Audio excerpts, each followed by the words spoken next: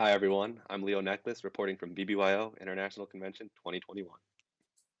And I'm Ruby Mendelson, and we're here speaking with Avi Issacharoff, the co-creator of the Netflix hit show Fauda. Welcome, Avi. So our first Thank you, question for Ruby. Thank you, you. our first question for you is how did your background as a journalist inspire you to begin work on Fauda? Well, I've been covering the West Bank, Gaza Strip, the Palestinian reality since 2000, meaning almost 21 years now. I've been in lots of visits into the different cities of Gaza and the West Bank, talking to Palestinians, talking to officials on the Palestinian Authority, but also from Hamas, Islamic Jihad, and other factions, other organizations that are considered to be in Israel terrorist organizations. They knew that I was an Israeli. And I think that through the meetings with them and the visits that I paid in the West Bank and Gaza, it gave me kind of a glance or a different perspective about what's going on the Palestinian side. And through what I witnessed and experienced as a journalist, I had the passion to bring it into the screen because, you can write about it thousands of times in the newspapers or talk about it on the radio. I used to be a radio correspondent. But at the end of the day, there's something way, way stronger in drama, in TV shows that really gets to the hearts of the people more than the average article in the newspaper. Yeah, definitely. It's interesting to hear different perspectives of journalists around the world. But then also, before being a journalist, we saw that you wanted to be a professional soccer player growing up. When did your interest kind of shift from wanting to be a soccer player to a journalist?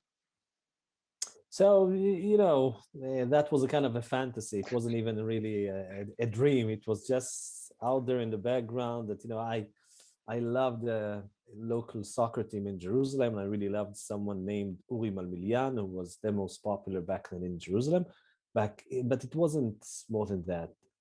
Honestly, I didn't have any intention of becoming a journalist nor a TV creator or a film creator. What I had in mind is that, finishing the military service and after that, joining the Israeli intelligence. And this is what I had in mind. And that were my plans. But, sometimes plans are changing. And when everything shifted, it was around 1999, 2000, after my first degree in the university. And I just ran by accident into someone who used to be my high school teacher who was working for the Israeli Public Radio. And he said, send your bios. We're going to start a correspondence course in the Israeli Public Radio. And I said, okay, why not? And I sent and I got interviewed. I was doing some exams. I passed all the exams. And a few months later, I found myself becoming a correspondent in the West Bank and Gaza Strip. Yeah, that's great. So how do you hope your work on Fauda influences viewers across the globe? Look, first of all, I think that the most basic thing is that you hope that it creates some kind of an interest, meaning that people are not indifferent to what's going on here. People are not like fed up, and most of the people in Israel are fed up with the Israeli-Palestinian conflict, but for some reason they really hooked into Fauda and loved Fauda.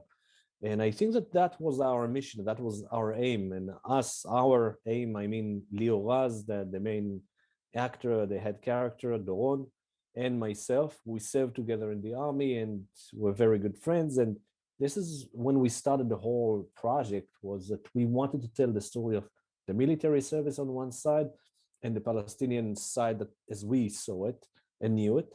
And this is just the only thing that we had in mind, is to bring this story to the world.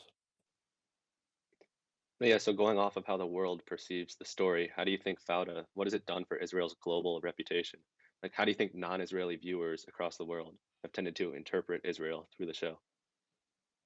I think they're pretty good, though even the Israeli characters are not like the heroes, the ultimate heroes that are doing only good stuff, but are sometimes making really bad stuff. At the end of the day, you affiliate with them.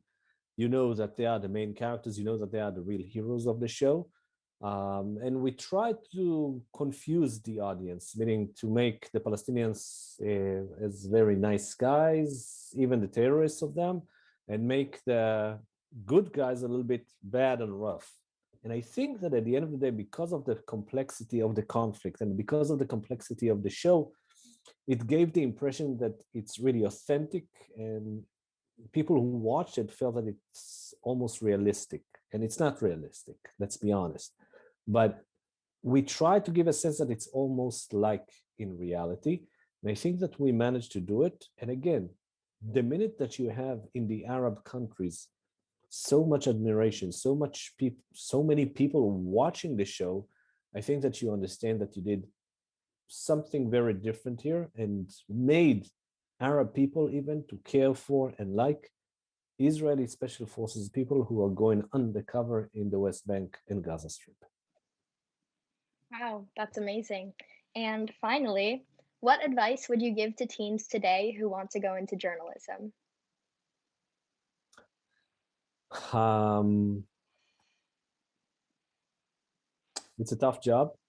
I won't say that it's going to be easy, but if you feel that there's a burning passion inside you to cover stories, to bring the truth, and I know that it's a kind of a word that is a little bit vague these days, and people do not believe anymore in truth, but I think that the mission of a journalist is more than just tweet something in Twitter or put a photo on Instagram. It's really to bring the truth to its public, to his public or her public. So I think that the mission here is way, way more important than anything else. And if you're a true believer in bringing the truth to the people, I think that this is the job that you would love. Well, Avi, it truly was a pleasure speaking with you. Thank you so much for coming on today. We look forward to seeing the Thank you impact you very continue to much. make. Thank you.